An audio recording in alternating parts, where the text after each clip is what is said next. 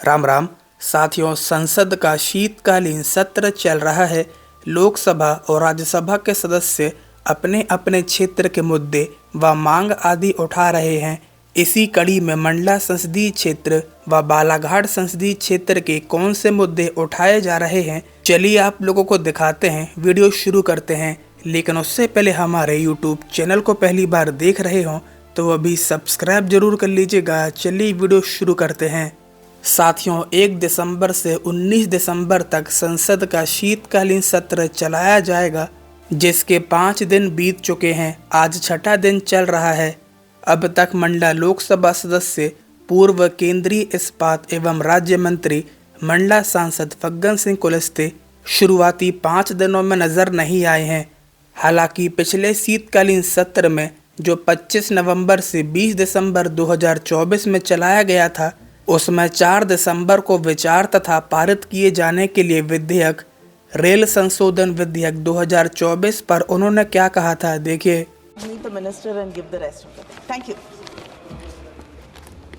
माननीय अध्यक्ष जी, लगता है मेरा नंबर सबसे लास्ट में आया है। और ये जो संशोधन विधेयक रेलवे 2024 ये जो हमारे सामने आया है, मैं बहुत सारे माननीय सदस्यों की बात सुन रहा था कि इसके पहले कभी इस प्रकार के स्ट्रक्चर्स के बारे में शायद कभी रेलवे ने आपके माध्यम से कभी इस प्रकार का विचार नहीं हुआ।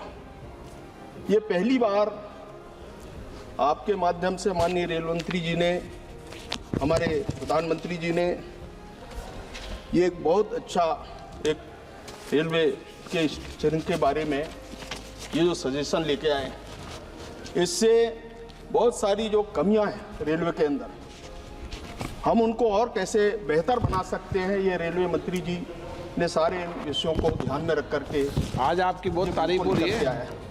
और इसलिए मैं सबसे पहले तो बधाई देता हूं।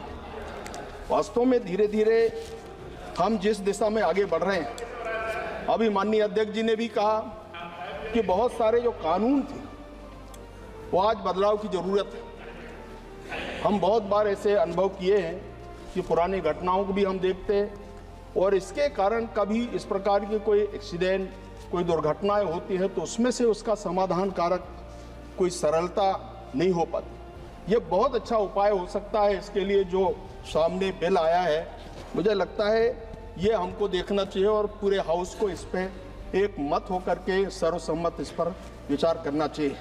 और इसलिए अध्यक्ष जी, मैं तो केवल इतना ही कहना चाहता हूं कि बहुत अच्छा प्रधानमंत्री जी का सोच, रेलवे मंत्री जी का, कि इसको लेकर के आना ये अपने आप में इस बात को साबित करता है। और इसलिए मैं बधाई देता हूं कि आप सबकी सहमति से इस बिल को पास करना चाहिए, यही मेरा आग्रह है। अब इस 2025 के शीतकालीन सत्र में उनके द्वारा क्या मुद्दे उठाए जाएंगे, ये देखने योग्य बात होगी। इसके साथ ही बालाघाट संसदीय क्षेत्र से लोकसभा सदस्य भारती पारधी द्वारा मुद्दे उठाए जा रहे हैं, जिनमें 4 दिसंबर को शीतकालीन सत्र के शून्यकाल में गौ संरक्षण से जुड़े सभी विषयों को बिंदुवार तरीके से सामने रखा। मध्य प्रदेश सहित देश भर में बढ़ते गौ अत्याचार, गौ तस्करी के गंभीर मुद्दों को सदन में उठाया है। इसके साथ ही 5 दिसंबर को शीतकालीन सत्र में लोकसभा में निजी सदस्यों द्वारा प्रस्तुत किए जाने वाले विधेयकों में सूचना एवं प्रौद्योगिक संशोधन बिल 2025, बीमा अधिनियम संशोधन बिल 2025 व आर्टिफिशियल इंटेलिजेंस बिल 2025 प्रस्तुत किया। इसके साथ ही 4 दिसंबर को विचार तथा पारित किए जाने के लिए विधेयक रेल संशोधन विधेयक 2024 पर उन्होंने क्या कहा है, देखिए। सुश्री भारती पार्थी,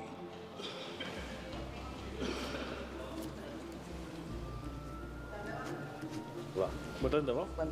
हाँ, वो तो चालू होगा। धन्यवाद अध्यक्ष जी। रेल चलेगी नई रफ्तार से, देश बढ़ेगा मोदी जी के विचारों से।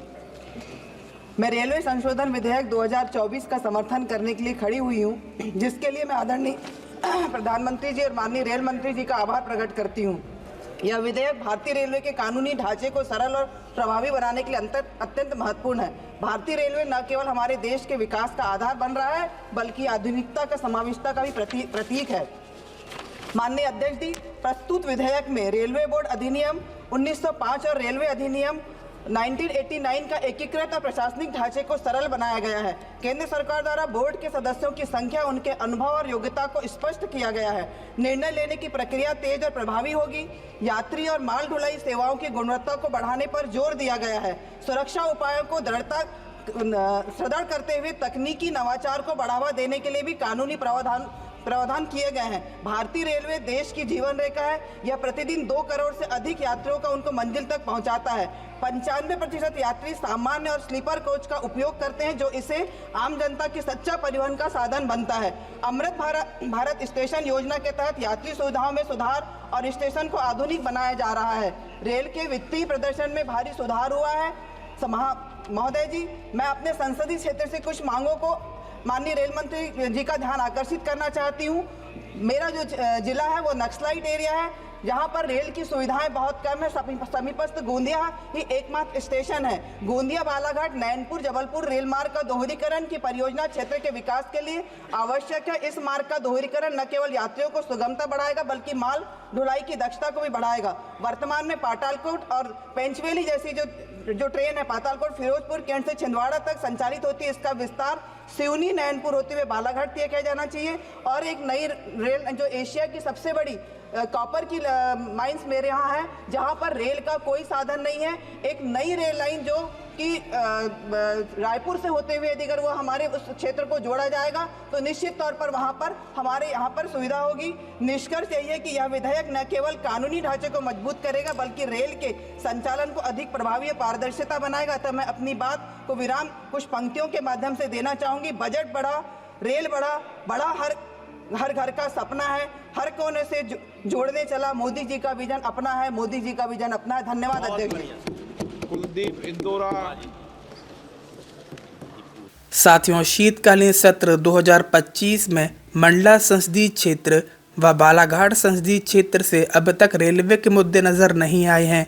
देखना होगा इस शीतकालीन सत्र में रेलवे के मुद्दे उठाए जाएंगे या फिर नहीं। चलिए फिलहाल आज की वीडियो में बस इतना ही। मिलते हैं किसी नई वीडियो में किसी नए टॉपिक के साथ। वीडियो को लाइक और ज़्यादा से ज़्यादा शेयर जरूर से कीजिएगा, जिससे कि ज़्यादा से ज़्यादा लोगों तक ये इन्फॉर्मेशन पहुंच सके। और इसके साथ ही हमारे यूट्यूब चैनल को पहली बार देख रहे हों तो अभी सब्सक्राइब जरूर कर लीजिएगा। तब तक के लिए राम राम।